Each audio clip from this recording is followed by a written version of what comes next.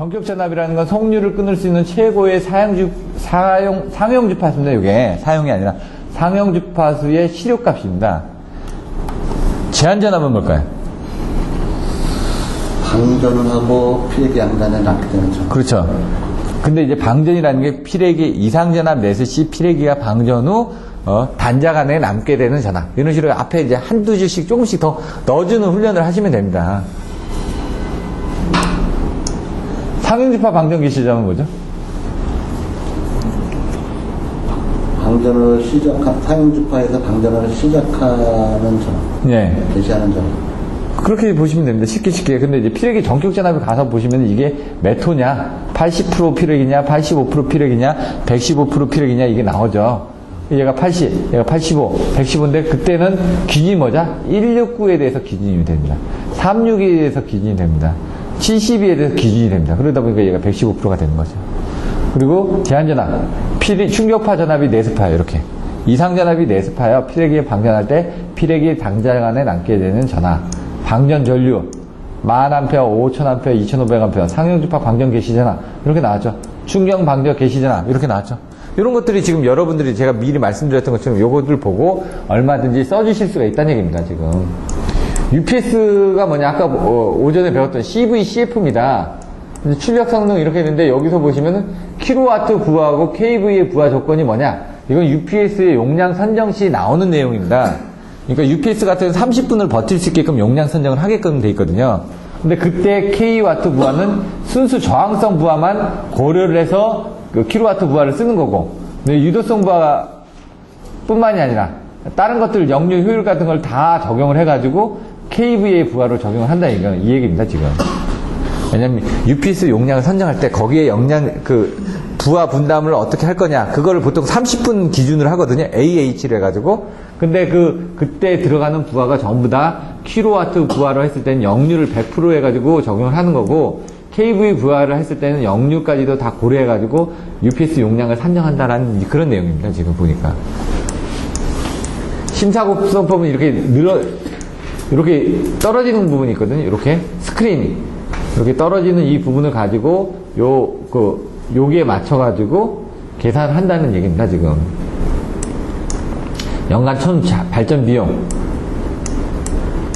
곡선의 의미가 어떻게 되냐, 이런 내용들을 한번 보시고, A점, B 교차점 해가지고 그 중에 어느 쪽이 더 좋은지를 가지고 금액을 선정을 해서 그쪽을 가지고 쓰겠다는 얘기입니다.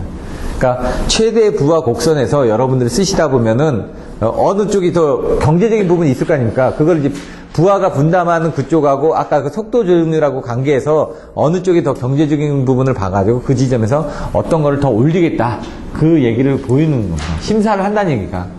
곡선을 보고 심사를 해가지고 그 안에서 더 경제적인 부분에 대한 것들을 발전시키는 데 사용하겠다는 얘기입니다. 절탄기, 배기가스의 여열을 이용해서 보일러에 급수를 예열하여 여열해수 장치, 그리고 공기예열기, 절공급에서 나와 있고요. 배합식 터빈은, 여기서 보시면 배합식 터빈은 물을 다 쓰고 나서 안 쓰죠. 다시 계속 공급을 해주죠. 회전이 안 됩니다. 배합식 터빈은 복수기가 없습니다. 그래서 계속 작업용 중기수 물을 계속 보충을 해줘야지만 됩니다, 이거는. 여기서 보시면 유연탄을 상차하고 하차는 이게 있네. 스테이커하고 리클레이너 이게 있네요. 콜 트리퍼가 있고 미분기가 있고 이렇게 세 가지가 있네요. 이렇게. 요거는 애워주셔야지만 됩니다. 요거는. 스테이커는 여기서 이렇게 들어주는 장비거든요. 들어가지고 보시면은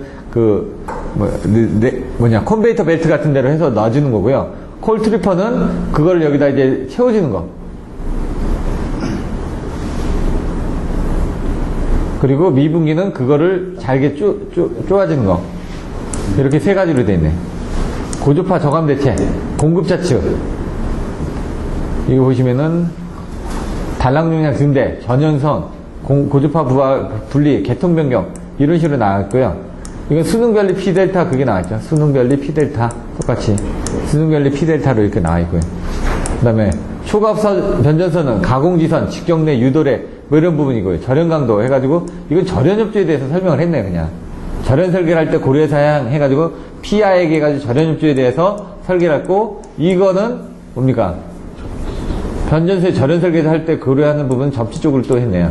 토치에서 접점 이남부로 해서 접지 부분으로 했고, 그 다음에 상류파 방전 부분에 대해서 페란티 현상이라든가 이런 부분으로, 해부자 012를 했죠. 해부자 012. 그 내용을 설명한 겁니다, 지금. 왜? 상용주파 지속성 이상전압이 발생하는 원인이라고 했으니까, 해부자 012를 설명을 한 겁니다, 지금. 지락전류 분류 개수라는 게 아까 0.6IG라고 제가 설명을 드렸죠. 이게 사실 나온 게 RTB 스탠다드 80에서 나온 겁니다. 예. 80에 1986이 있고 200인가? 있는데 그게 바뀌면서 거기서 이제 그 기준 조건이 0.6으로 바뀌었고 몸무게가 뭐 70에서 60으로 바뀌고 뭐 그 정도 두 개만 바뀌고 나머지는 다 똑같습니다. 그래서 예, 그 지락이 발생하면은 그게 대지로 방전되고 남은 부분은 이제 가공지선 등에 의해서 분류가 된다. 근데 사실은 이 분류되는 부분들이 사실은 번개가 딱 쳤을 때 그 부분들이 이제 빠져나가는 부분도 되거든요. 그래서 최대 지락 전류는 0.6IG로 결정된다라고 거기 딱 나와 있습니다. 규격에. IEEE 스탠다드 80이라고 적어주십시오. 80. 그러니까 대지로 빠지는 건 60%뿐이 안 되고 예. 이런 선로 가공지선 쪽에서 예. 빠진다. 예. 그래서 대지로 빠져나가는 그 부분에 대한 분류 개수에 의해서 최대 지락 전류가 결정이 되는 겁니다. 50카라는 게 치고 들어왔다. 그러면 30카 정도가 대지에서 그 영향을 미친다. 60% 정도가. 그래서 그 30카를 기준으로 해가지고 우리가 저항을 계산해야 되는데 그 저항을 계산할 때 우리가 그 기계에 미치는 전압을 1500V라든가 2000V라든가 그걸 이용해서 계산을 하다 보니까 접지 저항 값이 그게 나오는 겁니다. 뭐 2옴 미하가 나오는 겁니다. 여기서. 여기 각변이 부분, 1차 측, 2차 측, 중성점 사용 부분, 이게 아까 얘기했던 30도를 기준으로 해가지고 설명을 하고 있고요. 그 각변에 따른 그림들을 그려주신 거예요. IC에 대해서. 초내열, 슈퍼 서멀 레지스턴스, 알루미늄 알로이 컨덕터, 인바 레인포스 등네. 조금 더 용어들이 있네요. 그런 것들 더 봐주시면 되고요. 성존용량 증대를 하기 위해서 ACSR을 TACSR로 바꾸고 스타샤로 바꿨다. 그래서 온도가 210도 또는 240도까지 하고 뭐 용량은 한 2.1배 정도까지 증가가 간다. 근데 단지 이거는 알루미늄과 지르코늄 합금이 되어 있다. 그리고 요 안에 같은 경우는 온도 상승에 따라서 뭐 선팽창 개수가 줄어든다고 이런 내용들도 더 있네요. 표준 경관에서 2도가 증가되기 때문에 이런 것들을 전선만을 교체해서 송전 용량을 증대시킬 수 있다. 이건 뭐냐면은 일반 철탑에다가 전선만 바꿔서 송전 용량을 증대하고자 할 때 이런 부분을 쓴다는 얘기입니다. 경제적 장단점은 전선 교체만 하기 때문에 충분하게 간다. 신규 건설을 안 해도 되니까. 그렇지만 이제 손실은 조금 증가를 한다는 얘기입니다. 아까처럼 합금이 들어가고 하다 보니까 그 손실이 조금 늘어난다. 그리고 가격이 이제 비싸다. 가격이 아까처럼 전류를 2배를 보내주죠. 근데 뭡니까? 가격은 3배에서 7배가 되는 겁니다. 왜? 지르코늄 합금을 이용하다 보니까 그런 제작 비용이라든가 이런 것들이 더 비싸진다는 얘기죠. 하지만 철탑 설치하는데 들어가는 돈이 보통 뭐 철탑 하나 하는데 한 1억에서 3억 정도 하거든요. 그 위치나 자재나 이런 것들에 따라서 틀려진다고 그러더라고요. 옛날에 뭐가 있었냐면은 신호기 보시면 LED 이거 바꾸는 거 있죠.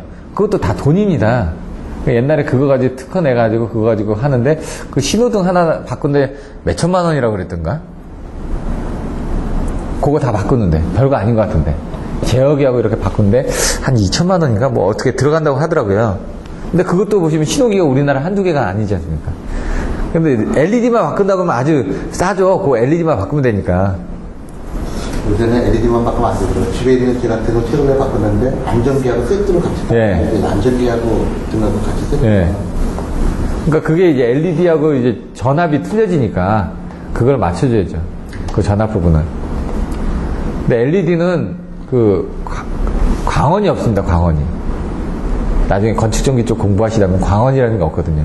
그러니까 밝기는 밝은데 그 부분이 그 광원이 없어가지고 좀 뭔가 문제가 생기거든요. 그런 것들도 한번 나중에 더 공부하시다 보면 보실 수 있는 기회가 있습니다. 중첩의 원리. 중첩의 원리를 할 때는 한쪽은 단락하고 한쪽은 해서 이걸 이쪽을 전화번호를 제거하고 단락하고 이렇게 해가면서 하나씩 없애가면서 두 개로 계산하는 거죠. 중첩의 원리라는 게. 두 번 중첩을 한다 그 얘기입니다. 이쪽 하나로 인해서 발생할 수 있는 부분, 이거 하나 없애고 이거 하나로 인해서 발생하는 부분, 그 두 개를 합하다 보면 계산이 두 개가 같이 되는 겁니다. 따로따로 계산을 해줘야 되는데 따로따로 계산이 안 되니까 어떻게 합니까? 하나를 없애버리는 겁니다. 그래서 하나로 계산하고 또 하나를 없애버리고 계산하면 그걸 따로따로 계산한 게 되죠. 그 두 개를 합해버리면은 한 번에 계산한 거하고 똑같다는 얘기입니다. 지금 개념은.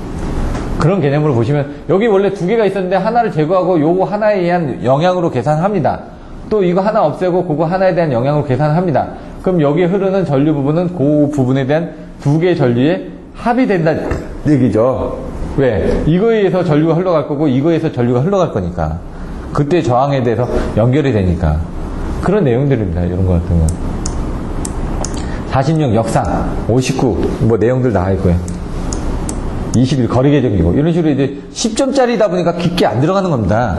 간단하게 내용 설명하고 그게 무슨 역할을 하는 내용인지 정도만 써주면 되겠죠. 역전력 이런 식으로 여기 거리계정기 같은 경우도 거리에 따라서 뭐 계정기 설치점에서 뭐 이런 내용들이 써주시면 되고 여기 왜 계좌상실 보호계정기가 나오는지 모르겠습니다. 이건 잘못 쓴 겁니다. 계좌상실 보호계정기 40입니다. 네? 차라리 여기서 지금 이런 식으로 해가지고 역전력 계정기는 뭐 발전기 모터링 현상에 대해서 보호하기 위한 부분으로 쓴다. 이런 식으로 쓰듯이 계정기 설치점에서 사고 지점까지의 정기적인 거리를 전압전류의 크기를 가지고 판단하는 동작하는 계정기다. 이런 식으로 한 줄 써주는 겁니다. 59. 발전기 규정된 전압 이상이 되지 않도록 보호한다. 81. 주파수를 벗어나지 않도록 조화한다. 여기 뭡니까? 46. 역상 또는 불평형 계정기에서 역상전류 또는 이런 것들을 하기 위해서 보호한다. 이런 식으로 이제 계정기에 네임 써주고 역할 써주면 된다는 얘기죠. 근데 여기는 그런 내용이 없으니까 요거 지우고 그런 내용도 써주시면 되겠다 이거죠. 60. 퓨즈페일이기 때문에 퓨즈페일에 대한 그림 하나 그려주시면 됩니다. 이런 것도 그림 하나 그려주시고 여기도 옆에 그림 하나 그려주시고 이것도 이제 상불평형 그림 하나 그려주시고 요거 59 해가지고 뭐 전압을 해가지고 여기 100V인데 뭐 110V, 200, 뭐 130V 이렇게 그려주시면 되는 거고요. 그러면 이제 한눈에 보기에도 좋으니까 그런 식으로 해가지고 점수를 받으시라는 얘기죠. 지금 딱 10점짜리이기 때문에 한 페이지를 써줘야지만 됩니다. 한 페이지를 써줘야 되는데 이게 21줄이니까 이게 2줄 그리고 한 줄 답 쓰고 나면은 3줄 나오죠. 그럼 18줄 아닙니까? 18줄 해가지고 이게 지금 5개니까 뭐 하나당 한 4줄 정도 쓰면 되겠죠. 그럼 제목 쓰고 이 옆에다가 그 내용 써주고 그 다음에 설명해주고 이 옆에 공간에다가 그림 하나씩 그려주시면 되죠. 적당하게 여기 그림 그릴 수 있게끔 해가지고 요거 주절하면은 한눈에 싹 보이게끔 표식으로 해가지고 딱 그런 식으로 하는 것들도 영향을 하셔야지만 됩니다.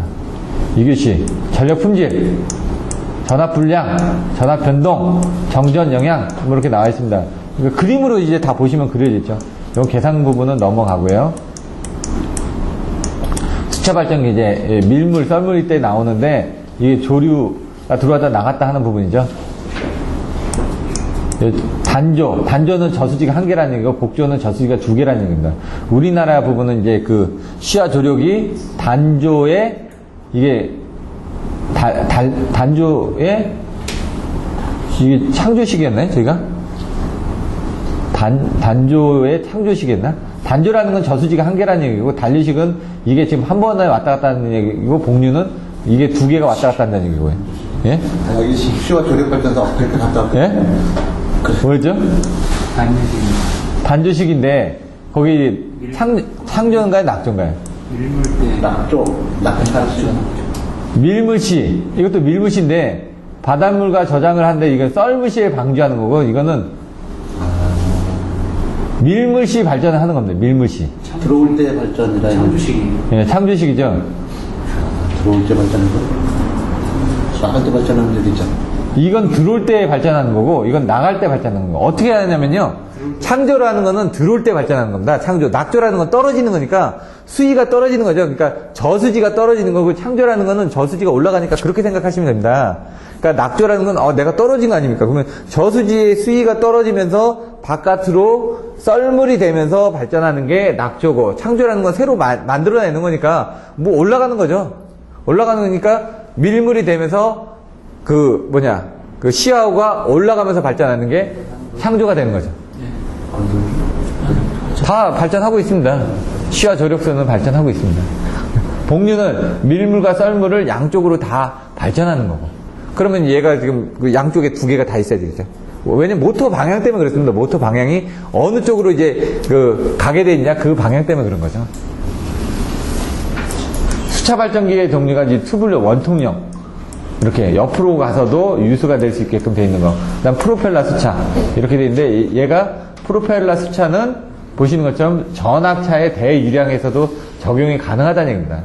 요건 원통형은 원통으로 해서 튜블러로 해서 옆으로 왔다 갔다 하는 거고, 얘는 들어오고 나갔다 하면서도 물이 이쪽으로 지나갈 거 아닙니까? 지나가는 눌러주면서, 얘는 눌러주면서 반동 수차입니다. 얘는 반동은 아니죠. 밀어주는 거니까. 얘도 사실은 반동이죠. 근데 반동이라는 개념이 위에서 눌러주는 개념이고, 얘는 옆에서 밀어주는 개념이죠. 여기 보시면 조력발전과 같이 유연역체가 아주 작용은 물이 입구에서 반지름 방향으로 유입이 되고 러너나가에서 이제 밑으로 축 방향으로 바뀐 다음에 다시 여기서 90도로 방향이 돼서 유출이 된다. 그러니까 이것도 다시 보시면 이렇게 이 비스듬히 돼 있지만 사실 밑으로 돌면서 돈다는 얘기죠.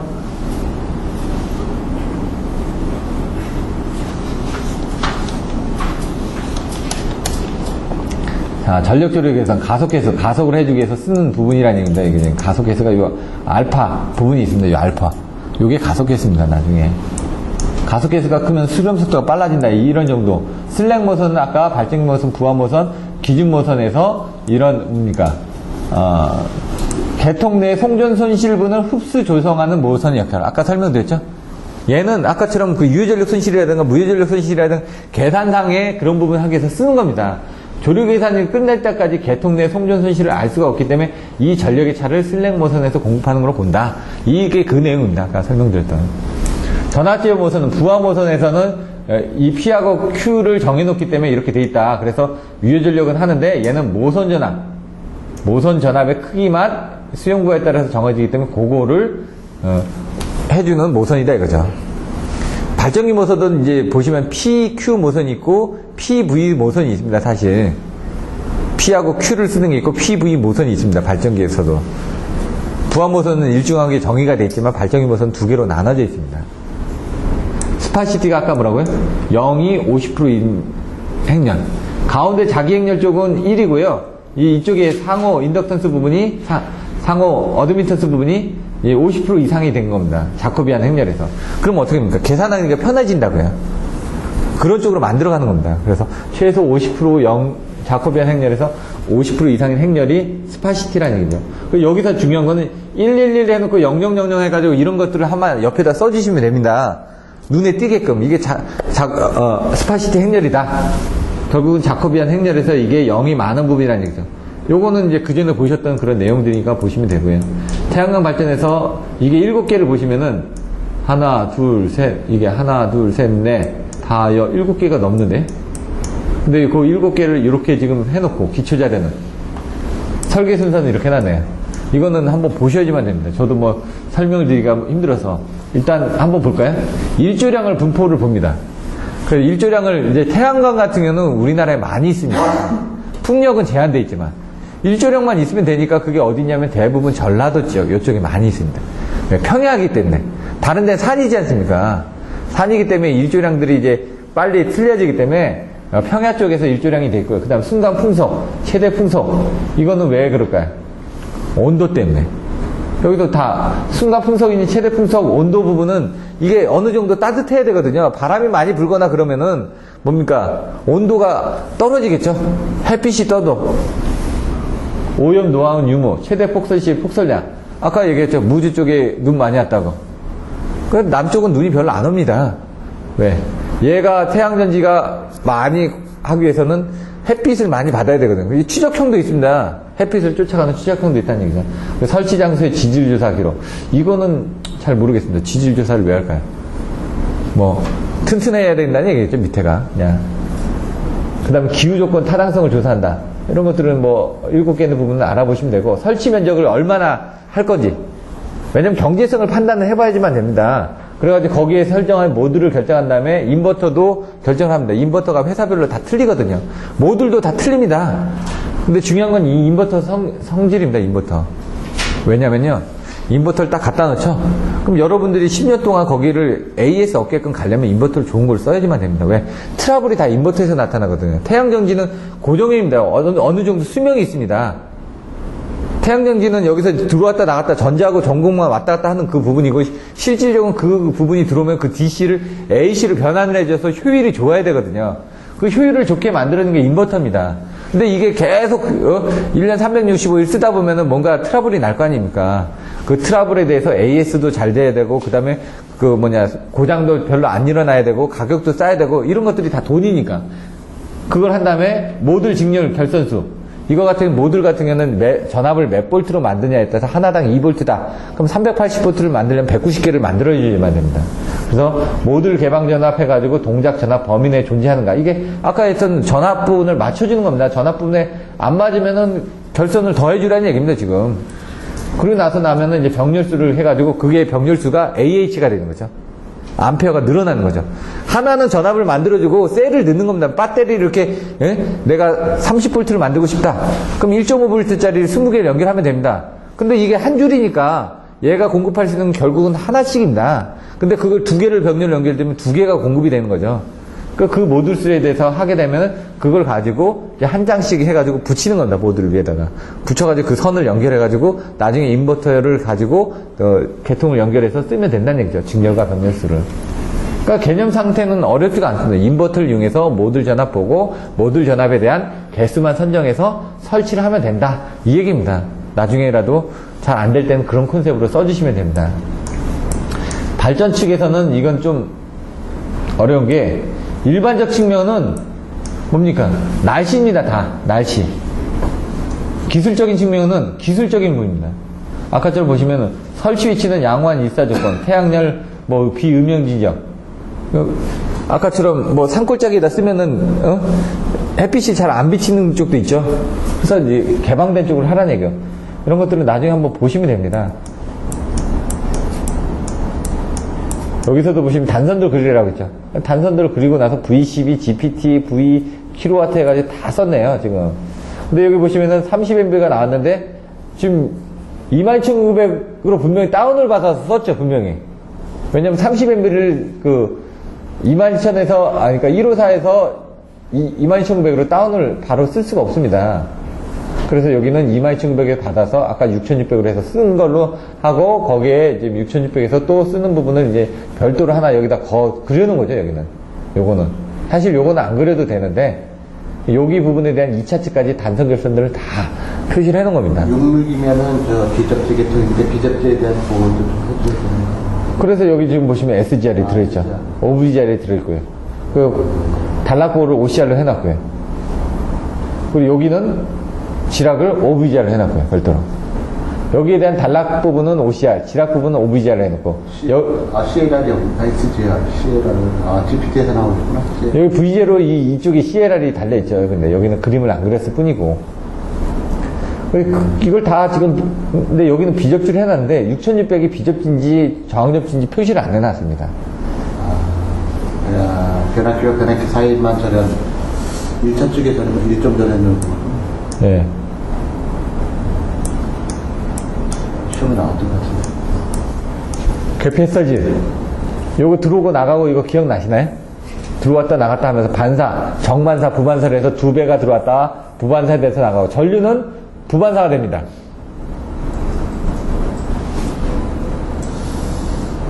사가 그리니까 좀 이상하네. 이 S에 대한 위치 부분은, 여기 자세히 보시면 요거는 이렇게 갔다가 이렇게 옵니다. 그리고 또 어떻게 되죠? 근데 얘가 이렇게 가는 게 아니라 얘가 이쪽으로 왔는데 여기서 정반사가 됩니다. 전류는 부반사로 겠죠. 전압은 정반사니까. 정반사니까 어떻게 됩니까? 위로 올라서 2배로 해서 들어옵니다. 여기서 갔다가 이렇게 해서 2배로 들어온 겁니다. 근데 여기 가서는 부반사가 됩니다. 부반사가 되니까 2대에서 하나를 뺍니다. 하나를 빼니까 여기 하나가 마이너스가 빼가면서 가니까 얘는 1이 나오는 겁니다. 1이. 여기는 1이었고요, 처음에. 그 다음에 여기 돌아올 땐 2였습니다. 2였는데 2에서 마이너스 1이 진행이 되니까 이게 1로 가는 겁니다. 1로 갔는데 1로 갔다가 여기서는 어떻게 됩니까? 다시 정반사라니까 마이너스 1이 돼서 오니까 1에서 마이너스 1이 되니까 얘는 0이 되는 거죠. 그리고 여기서 다시 1로 나가는 거고. 이렇게 가는 거죠. 여기 마이너스 2m이 아닌데, 여기 2m인데, 요거는. 자, 근데 얘는 부반사입니다. 1로 갔습니다. 1로 갔는데, 부반사가 되니까 마이너스 1로 되죠. 그러니까 여기서 마이너스 1이 되니까 돌아올 때는 여기는 0이 됩니다.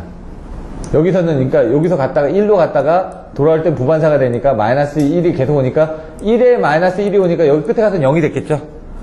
근데 거기서 다시 정반사가 됩니다. 그럼 마이너스 2m에서 마이너스로 그대로 가는 겁니다, 그냥.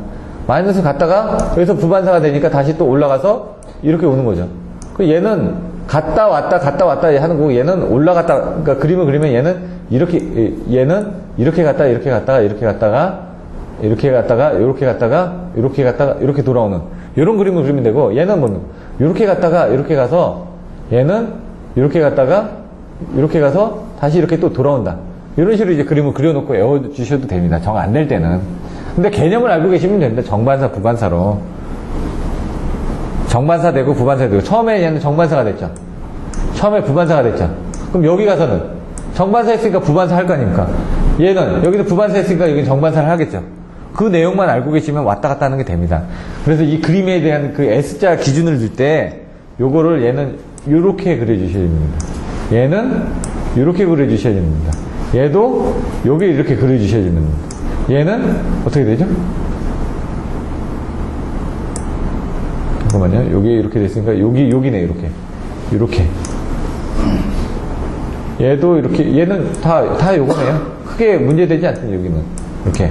여기가 가끔 틀리게 작성하시는 분들이 있어가지고, 그 개패서지 하는 부분들 이제 나와 있고요. 여기도 보시면은 1.05, 1.1, 루트 해가지고 다 똑같다는 얘기죠. 2, 3, 4, 4, 5, 6 해가지고 에어 썼습니다. 2.8, 3.3, 4 해가지고 4, 5, 6 해놓고 이거 1.05에다 1.1 루트 하게 되면 개패서지에 대한 파교를 고려해서 이렇게 나온다고 계산이 됐었습니다. 요거는 사실 못 외워도 요것만 알고 있으면 다 계산이 되는 거거든요. 개패서지의 억제 대체, 요거 부분 내용 외워주시면 되고요. A, B 부분은 병렬로 된다고 그랬습니다. 요거 놔두고 이제 병렬로 하다 보니까 이걸 잡아당기면 어떻게 됩니까? 이걸 이쪽으로 잡아당기니까, 얘가 이쪽으로 돌아가고 얘가 이쪽으로 되니까 10하고 60이 이렇게 되는 겁니다. 10하고 60이 이렇게 되고, 여기 가운데로 들어가는 겁니다, 지금. 이게 40하고 60이 이쪽으로 가는 거고, 지금. 그렇게 해서 이 합성장 구해가지고 A하고 B 사이에 전압이 걸리면은 220V가 걸리는 거죠. 여기 이렇게 있고, 여기 23옴이 되게 되면은 어떻게 되냐? 그래서 계산한 겁니다. 그러니까 잡아당기기만 하면 됩니다, 이게 또. 문제를 한번 보실 때. 초전자체. 여기 퀸치 현상인데, 그 퀸치 현상에 대한 내용이 아마 없을 겁니다. 아까 그건 없네요, 지금. 그 그림은. 다른 데 있는데, 통정계통, 탁송, 이런 부분들 한번 보시면 되고요. 저도 잘 몰라가지고 이런 것들은, 역성방지. 분산장 전형에서 아까 전보고독 단상역주, 전보고독 단상역주 이렇게 여기 나왔죠? 그거 가지고 외워서 써주시면 됩니다. 요거는 아까처럼 이제 계산할 때 역률 가지고 계산하는 부분들이 있는데 요건 한번 풀이를 한번 보시면 되고요. 의외로 간단하게 나왔죠? IN, TN. 여기 보시면 TN이 있는데요. TN이 있습니다. N 있죠? TT는 접지가 여기 돼 있는 겁니다. TT는. TN은 여기 그 기기 쪽이 접지가 안 돼 있습니다. TT를 가서 보시면 TT 쪽이 여기 나왔나요? TT 쪽에는 뭐라고요? 기기 쪽이 접지가 돼 있다고요. 이렇게. 기기의 외함이 접지가 돼 있습니다. 이렇게. TT의 요 앞에 이 T가 의미하는 게 뭐냐면요. 변압기 2차 측이 접지 계통입니다. 아까 제가 좀 헷갈렸는데 IT 계통은 변압기 2차 측이 여기 델타입니다. 델타지만은 중성선이 없죠? 델타니까. 하지만 여기 가서 보시면은 기기의 외함은 이렇게 접지가 되어 있는 겁니다. 그럼 여기는 I죠. 변압기 2차 측이 접지가 안 되어 있으니까 얘는 I고 여기 기기 접지가 되어 있으면 T입니다. TT는 변압기의 2차 측이 접지가 되어 있죠. 기기의 외함이 접지가 되어 있습니다. 이렇게 T죠. 그러니까 프로텍팅 어시닝 여기 없습니다. 얘는 중성선만 있다는 얘기죠. 중성선만 이렇게. 근데 TN으로 가게 되면 큰 차이점은 TN으로 가보시면요. TN 여기 T입니다. 변압기 2차 측이 T죠. 그러니까 접지가 되어 있습니다. N입니다. N이니까 여기는 없죠. 접지가 안 돼 있으니까 어떻게 합니까? 이 접지를 어떻게 합니까? 써야 될 거 아닙니까? 이 접지가 이쪽으로 가서 P도치를 해서 여기다 중성점이 연결된 게 그게 바로 TN입니다.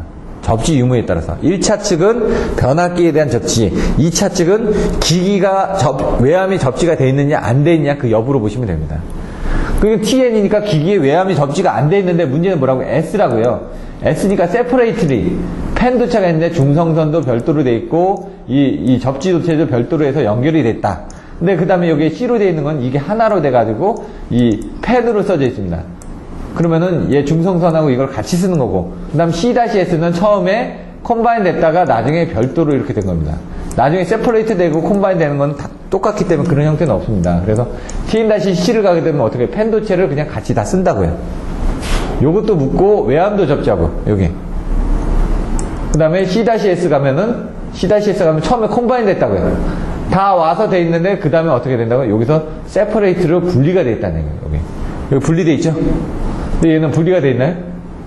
본딩돼 있죠? 그 차이입니다. 외암이 접지가 돼 있느냐 안 돼 있느냐가 요 2차 측. 요 1차 측은 변압기 2차 측에 접지가 돼 있느냐 안 돼 있느냐. 요 기준만 명확하게 알고 계시면은 나중에 그림을 그리실 때는 어려운 점은 없습니다. 이런 것들은 넘어가고요. 이것도 넘어가겠습니다. 그냥 시간 관계상. 팩츠. 다음에 84하고 86회는 한 번 더 설명을 드리고 그 다음에 들어가야 되겠네요.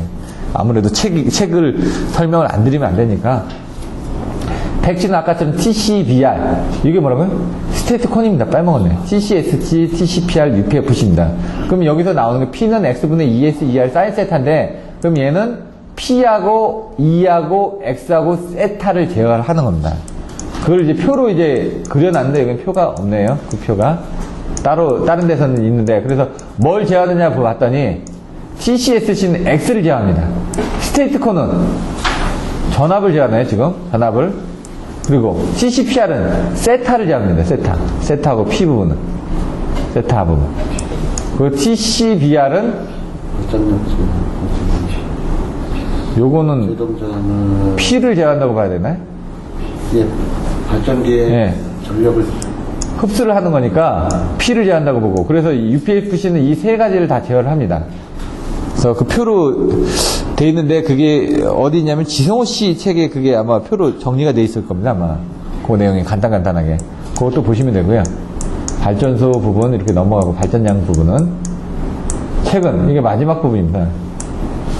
PLC 부분에 대해서 여기 보면 전원 파형에다 데이터를 넣는 겁니다. 그러면 이게 주파수가 크기 때문에, 주파수가 높기 때문에 힘은 별로 없습니다. 주파수가 높다는 거는 아주 이게 많다는 얘기거든. 많으니까 60Hz에 실려도 힘이 별로 안 들어가는 겁니다. 그러니까 노이즈가 끼는 것처럼 돼 있지만 실질적으로 그게 힘이 별로 없다 보니까 거기서 필요한 데이터를 끄집어내는 겁니다. 그래서 여러분들이 전력선 통신을 하다 보면 메가헤르츠로 들어가 있습니다. 메가헤르츠. 킬로헤르츠, 메가헤르츠. 뭐 600kHz, 뭐 900MHz. 그 900MHz가 뭡니까? 유선 통신입니다. 지금 무선으로 통신할 때 어떻게 돼 있죠? 우리가 지금 하는 것들이 그 SK텔레콤에서 쓰는 것들이 주파수 되게 낮습니다. 걔네들이 900MHz였나요? 그리고 저기 뭡니까? 저기가 나왔던 게 그게 2.1GHz 대역인가 그렇습니다. 그래서 옛날에 저기 보시면 5세대 통신하면서 1.8GHz 대역하고 2.1GHz 대역이 있는데 전부 다 1.8GHz 대역을 쓰려고 차지하려고 난리를 한 겁니다. 왜? 이 주파수 대역이 낮을수록 통신이 더 잘 터지거든요. 안전하고. 2.1 대역은 이제 노이즈가 많이 끼는 겁니다. 우리나라 주파수 체계들은 다 관리합니다. 국가에서. 그래서 지금 그 외국에서 무슨 제품을 들어와서 할 때 전파통신 하라는 그 부분이 그겁니다. 왜? 그 전파통신 부분에 대한 걸 안 하면은 주파수를 자기네들 마음대로 쓰겠다는 얘기거든요. 우리나라에서. 그래서 그 셀카 같은 것도 거기 이제 블루투스 할 때 걔네들이 2.3GHz인가? 그 영역을 씁니다. 이 블루투스도 다 그 기가헤르츠 대역으로 지금 무선으로 통신하는 겁니다. 우리가. 눈에 안 보이지만. 그래서 주파수가 더 낮을수록 좋다. 그래서 AM 있고 FM 있다. FM은 멀리 못 갑니다. 화질은 좋은데. 왜? 이게 많으니까 데이터가. 근데 AM은 멀리 갑니다. 근데 잡음이 끼죠. 왜? 데이터가 많지가 않기 때문에. 이렇게 완만하게 가니까 데이터를 많이 못 보내주고, 키로헤르츠는 이게 많기 때문에 거기에 데이터를 많이 실을 수 있으니까 그만큼 더 선명해지는 거죠. 별도의 통신선 없이 이미 설치되어 있는 부분에다가 넣어서 하는 거다 이거죠. 전력선 통신에 대한 내용들을 설명하는 겁니다. 그래서 1Mbps인 저속, 그리고 1Mbps는 고속으로 하고 있다. 뭐 유비쿼터스 사회를 만들기 위해서 한다. 뭐 장애인은 어떻게 돼 있고 이런 부분들이 있는데 요건 한번 보시면 됩니다. 그래서 사실 지금 보안 때문에 문제가 됐지 이 전력선을 통해서 통신하는 건 다 개발되어 있습니다. 근데 문제는 저기다 꽂는 순간 누구나 다 감청이 가능하다는 얘기죠. 우리 휴대폰 감청 안 될 것 같아도 다 감청됩니다, 사실은. 근데 이제 그 감청을 하려면 그 주파수 대역에 특정 주파수 대역을 맞춰줘야죠. 왜냐면 기지국이 있거든요. 그 기지국 근처에서는 감청이 됩니다. 그러니까 뭐 따로 되는 게 아니라 이 유심칩을 똑같이 꽂아가지고 동기화를 시켜가지고 받아들이는 방법이 있고, 아니면 그 기지국 근처에서 그 암호를 그 보내는 부분을 뭐 빼내가지고 이렇게 받아들이는 방법이 있고, 막 되게 복잡하다 그러더라고요. 근데 안 되는 건 아닌데, 그걸 할 수 있는 부분이 제한적으로 되어 있는 거죠, 제한적으로.